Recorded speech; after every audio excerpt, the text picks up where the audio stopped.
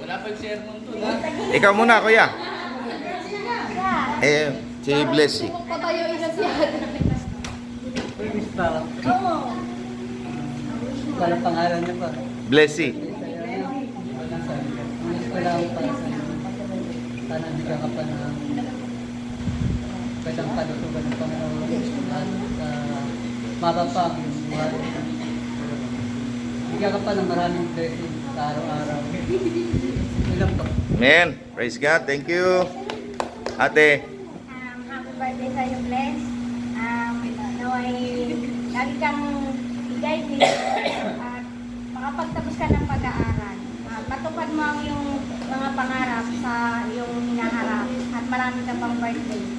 Amen. Praise God. Yan. Next. Okay, next.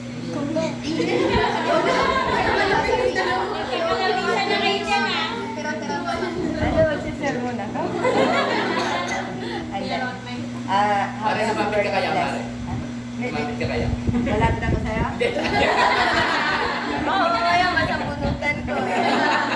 Sa ulo talaga. Happy birthday nawa ay marami kong birthday na dumating sa'yo. At maging malusog ka. Makatapos ka ng iyong pag-aaral at patuloy ka na maglingkod sa Lord. Magpakabait ka na. Ay, meron akong yan. Dito sa Kawikaan 2 verse 3. Pagsikapan mong hanapin ang tunay na kaalaman.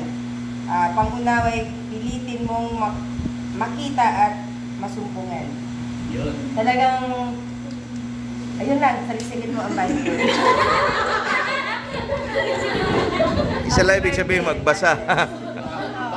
Baka ako sa pangako nila. Ano ba? Orasan ko sa atin. Happy 20th birthday, Ate Blessy. Your first time.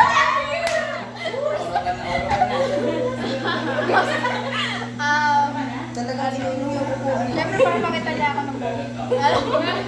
Wish you all the best and sana iwasan mo na yung pagiging mood swing lagi na minsan okay ka, madalas hindi. Pero, yun lang talaga gusto ko. Gusto ko sabihin sa'yo at sana mas lalo kang pang lumalim sa pananampalataya. Sana ko pang lumalim sa pananampalataya sa Diyos. Sabay-sabay tayo dito na mag-grow. Amen.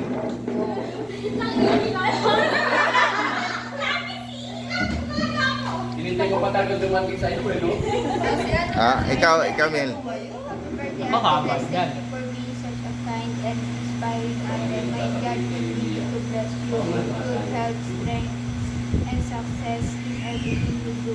Stay safe, smile, and enjoy your special day. Happy birthday again. God bless you. Yun. Bumalik na, Ate Jewel.